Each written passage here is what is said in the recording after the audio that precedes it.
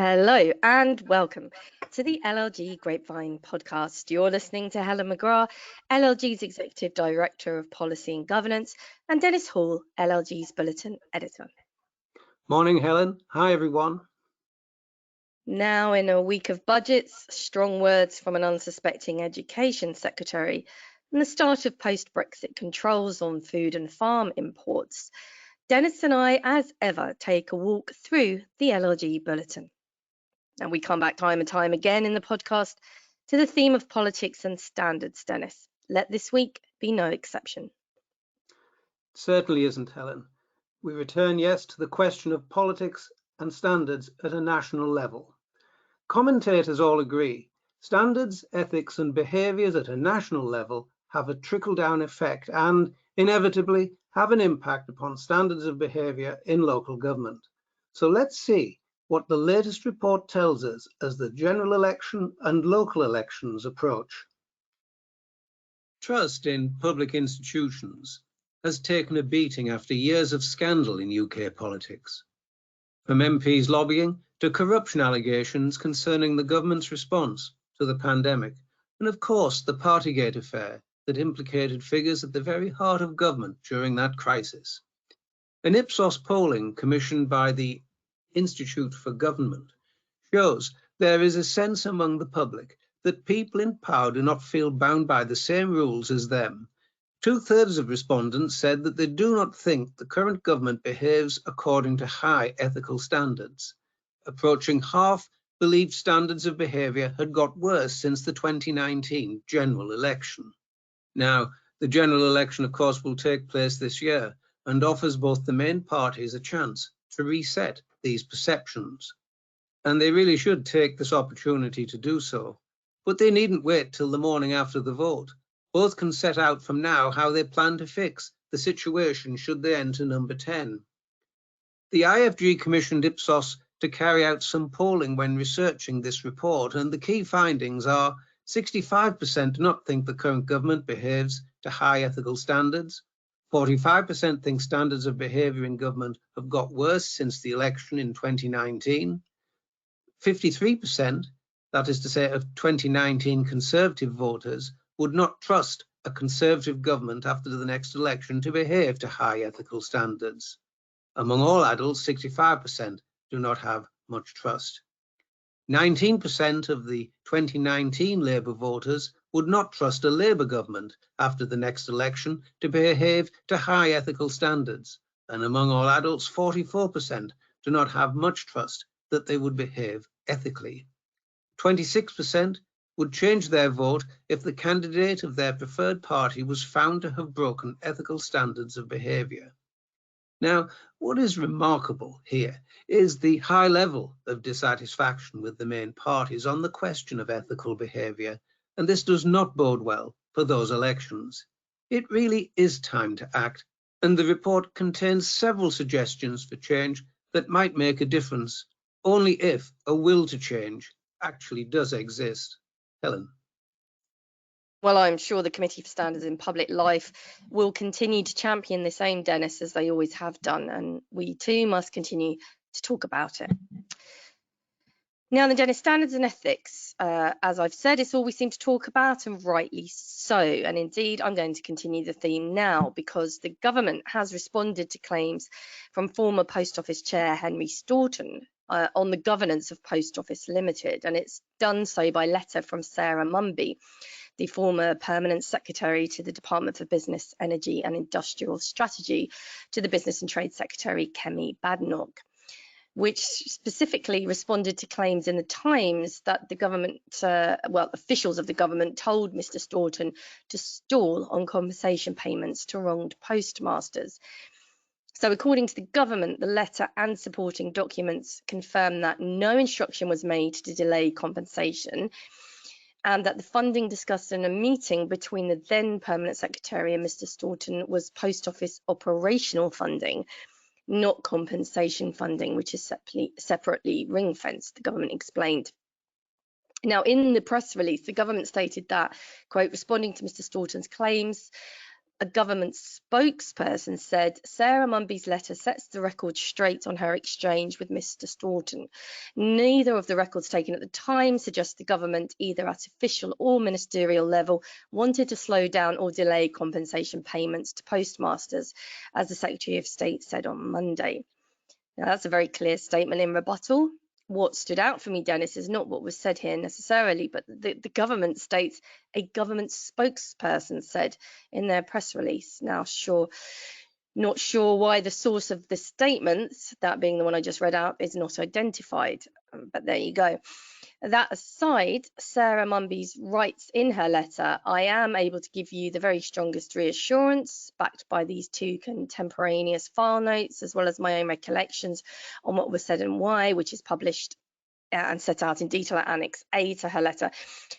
She continues that I did not at any point suggest to Mr. Staunton or imply to him in any way whatsoever that there should be delayed compensation payments for postmasters. I did not believe they should be delayed, and no minister ever asked me to seek delays. Now, I should say here that Henry Staunton's note of his meeting with Sarah Mumby makes interesting reading, and links are in the bulletin for those who want to know more. Now, in other news, it's a topic which plagues residents across the UK, and it's not any nuisance, but it's incredibly dangerous. Tell us more, Dennis. Helen, this next item is a success story. Here is an example of councils combining and committing effectively to an initiative to remove one of the most dangerous activities known as street racing from their local areas. And it's a common activity, as you say, and highly dangerous. Here's the detail. A High Court judge has granted local authorities in the West Midlands full and final injunctions banning what is termed street cruising, also known as street racing. One injunction was obtained by the Black Country boroughs of Wolverhampton, Dudley, Sandwell and Walsall, covering the whole of their areas, while the other was secured by Birmingham City Council. At a hearing of the High Court in Birmingham, Mr. Justice Knowles said, "Car cruising is a euphemism. It's organised dangerous driving, and there have been, sadly, many injuries and fatalities." Both injunctions will be enforced for 3 years. The full injunctions also cover organisers and spectators.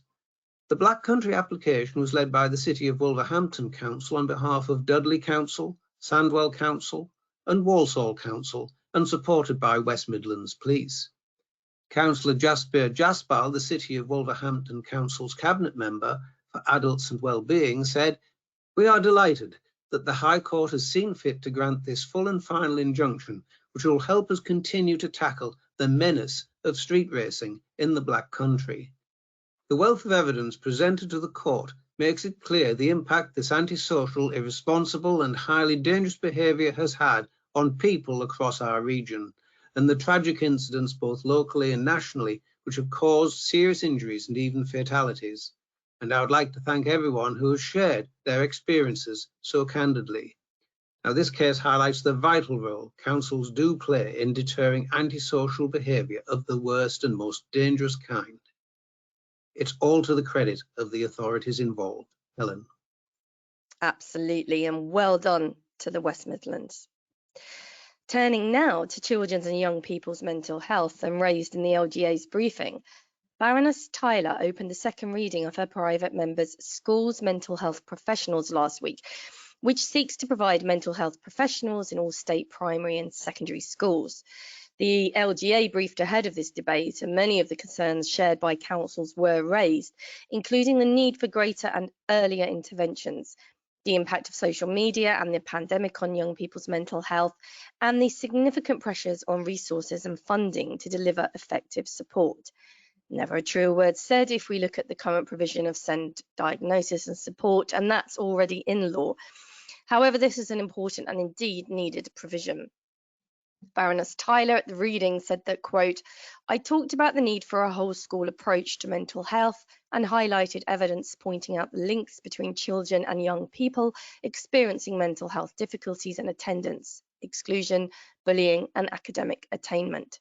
My bill, which provides for all schools, primary and secondary, to have a counsellor or equivalent level mental health professional, very much fits with that whole school approach." Now, many previous debates on children's mental health have revealed a fair degree of consensus that the scale of the problem is growing and requires an ambitious and comprehensive response. It's also clear that the government take the issue seriously and have taken important steps to improve mental health support in schools, the NHS, and the community. She continues, I have always welcomed that action. The only real difference is whether that action is sufficient and nationally available. Quite so. My bill is about plugging one vital gap in mental health support teams that many who are active in the sector have highlighted, which would improve much needed mental health support for many young people. Now, there's certainly, this is an approach many American states have adopted. Data from the American School Counselor Association shows that 23 states mandate school counselling in elementary schools, whilst 30 states mandate counselling for secondary school students. And of course, many elect to provide it, mandated or not. Now, Dennis, I think you might be about to unnerve us all on a topic I doubt many of us have even given regard to. Well, indeed, this next item is not for the faint-hearted. My topic concerns wild animals and the Dangerous Wild Animals Act 1976, and here's why. From camels in Wiltshire to bush vipers in Redditch, a veritable menagerie of wild animals is being kept in homes across Britain, all licensed by local authorities. According to data from the wildlife charity Born Free, there are more than 200 wild cats, 250 primates and 400 venomous snakes living in domestic settings across England, Wales and Scotland, with cobras, crocodiles, tigers, kangaroos and bison, among other residents. Dr. Mark Jones, a vet and Born Free's head of policy, said the findings were of concern, noting that while some animals were held in groups on farms, most of them were kept in rather more modest surroundings, in flats, bungalows and houses, possibly next door to you. The data was obtained by requesting the number of private licenses granted by local authorities for animals recognised as dangerous under the Dangerous Wild Animals Act 1976. The approach excludes animals kept under zoo licenses, required if animals are on show to the public for at least 7 days a year. The charity found that more than 2,700 dangerous wild animals were being kept in private settings in Great Britain, with small wild cats or crosses between these and domestic cats the most common. And the list also includes lemurs, dingoes, leopards and lions. The figure is a rise from the 2,500 dangerous wild animals recorded in 2022. Now, during the progress of the 1976 Act through the House of Lords, Baron Chelwood reflected the views of many at the time when he said the general policy of the bill was clear. The keeping of dangerous wild animals by private individuals should be made a wholly exceptional circumstance. So, here's the question. Does the Act now need to be changed? A spokesman for the Department for Environment said, "We keep this legislation under regular review to ensure it remains effective in keeping the public safe. We've also increased the maximum prison sentence for animal cruelty to 5 years, as well as bringing forward legislation to prohibit primates being kept as domestic pets." Now, perhaps you should take a look at the statistics in the report. Happily, only 44 licenses have been issued in my region, but 833 in the southeast. Interesting, perhaps even a bit scary. Helen. Well, surprising, Dennis, that's for sure. And well done for not breaking out in song when referencing the Born Free Foundation. But I tell you what, it does go to show how expansive legal areas are for local government lawyers to work in. Now then, finally from me, I'm going to return to standards. There are growing concerns about the impact an increasing level of toxicity of debate is having on the UK's democracy, including deterring underrepresented people from standing for election and representing their local communities. And this is a warning from the Local Government Association. The House of Commons debate on language in politics, which took place on the 29th of February, found amongst its key messages that it was vital that councils reflect the diversity of the communities they represent when making decisions that directly impact the lives of residents.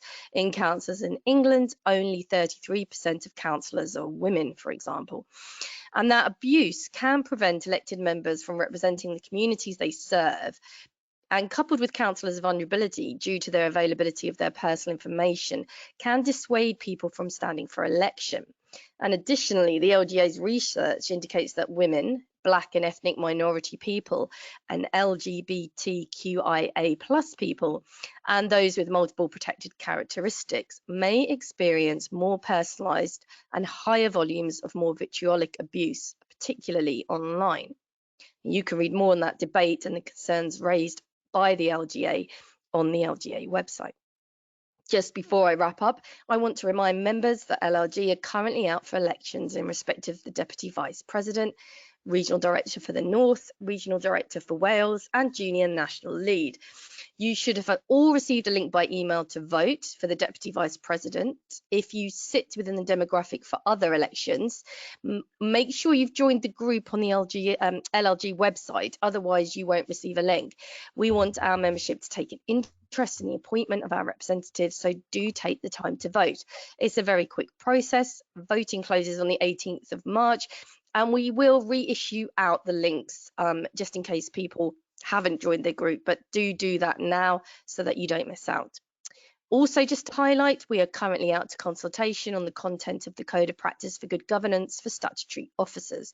This is a collaboration of work between LLG, SIPFA and Solis, and give a big shout out of thanks here to Philip McCourt from Bevan Britain for his and their support in the production of the code.